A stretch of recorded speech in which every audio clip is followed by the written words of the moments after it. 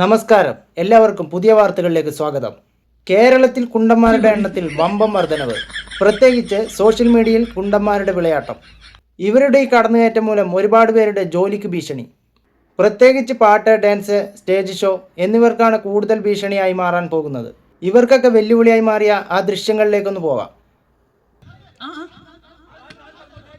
ഈ പാട്ട് special dedication four ഹാരിസ്ക. Okay അല്ലേ?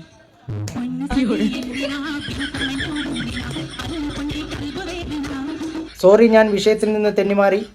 എന്തുകൊണ്ടാണ് ഈ കുണ്ടന്മാർക്ക് ഇത്രയും സ്റ്റേജ് ഷോകൾ കിട്ടാനുള്ള കാരണം? കൂടുതൽ വിശദാംശങ്ങളുമായി നമ്മോടൊപ്പം ചേരുന്നു മുൻ ഗായകൻ ജഗ്ഗു. ജഗ്ഗു, കേൾക്കാമോ? കേൾക്കുന്നുണ്ട്, പറഞ്ഞോളൂ. ജഗ്ഗു, എങ്ങനെയാണ് ഇവർ നിങ്ങൾക്കൊരു ഭീഷണിയാകുന്നത്? അതെന്ന് പറഞ്ഞാൽ ഞാനും എൻ്റെ ഭാര്യയും ജഗ്ഗനും കൂടിയായിരുന്നു ഈ പാട്ടൊക്കെ പാടിയിരുന്നത്. എന്താണ് ഭാര്യയുടെ പേര് പറഞ്ഞത്? ജഗ്ഗനോ? അതിനിപ്പോൾ എന്താ കുഴപ്പം? പെൺവേഷം കെട്ടി നടക്കുന്നവൻ്റെ പേര് മുഹമ്മദ് ജാസിൻ എന്നാണെങ്കിൽ എൻ്റെ ഭാര്യയുടെ പേര് ജഗ്ഗൻ എന്നാക്കുന്നതിന് എന്താണ് പ്രശ്നം? ഓക്കെ, ജഗ്ഗൻ അവിടെ നിൽക്കട്ടെ, നമുക്ക് കാര്യത്തിലേക്ക് കടക്കാം. ഓക്കെ. ഈ കുണ്ടന്മാർ വന്നതോടെ ഞങ്ങളുടെ 2 പേരുടെയും അവസരമാണ് നഷ്ടമായത്.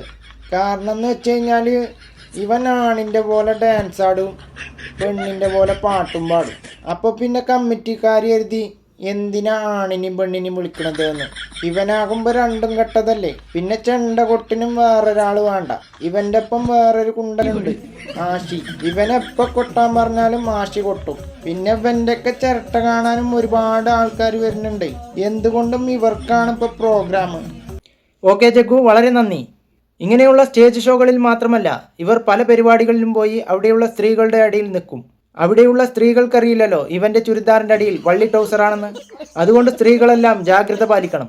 എന്തായാലും കൂടുതൽ വിശദാംശങ്ങളുമായി നമ്മോടൊപ്പം ഒരാൾ കൂടി ചേരുകയാണ്, മിസ്റ്റർ മരംകൊത്തി. ഇവരെ ഒരുപാട് സപ്പോർട്ട് ചെയ്യുന്ന ഒരു 80% കുണ്ടനായ ഒരു വ്യക്തിയാണ്. മിസ്റ്റർ മരംകൊത്തി, എന്താണ് ഇതിനെക്കുറിച്ച് പറയാനുള്ളത്?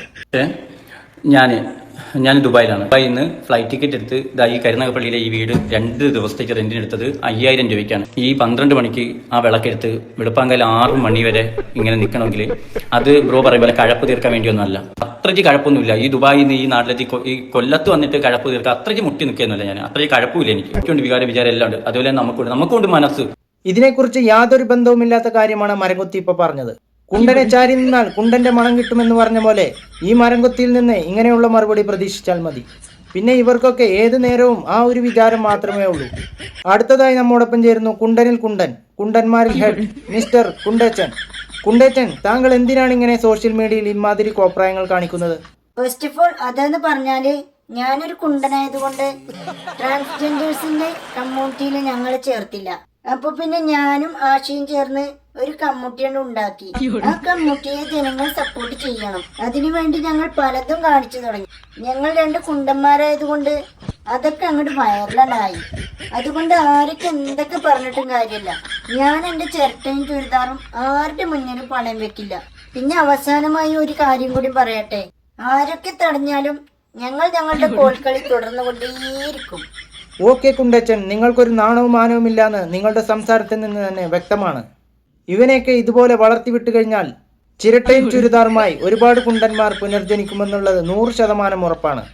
വരും തലമുറകൾ ഇല്ലാതാവാനും കുണ്ടന്മാരെ കൊണ്ട് തട്ടിയും മുട്ടിയും നാട്ടിൽ നടക്കാൻ പറ്റാത്ത അവസ്ഥയാവും.